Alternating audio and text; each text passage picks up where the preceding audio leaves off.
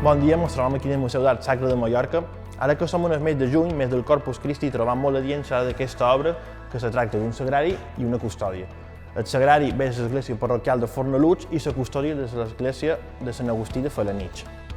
El sagrari va ser realitzat per Mateu López de l'any 1585. Sobre un pou tornejat trobam la base troncocònica inversa amb decoració amb motius vegetals en pa d'or i damunt ja trobam el sagrari, amb la decoració bàsicament que se concentra en el seu interior, en pa d'or, i a les dues portes, a la part inferior, dos àngels en actitud d'orant, les túniques blanques, les ales obertes, adorant la custòdia.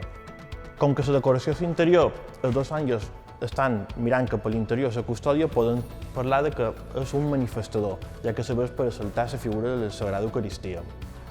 En Mateu López va ser el creador d'un dels tallers més importants de pintura renaixentista a Mallorca. En el seu taller també hi participava el seu fill, tot i que, com que va morir prematurament, el seu pare el va sobreviure. Mateu López, possiblement d'origen cordobès, se va formar en el taller de Vicent Massip de València i després va venir a Mallorca.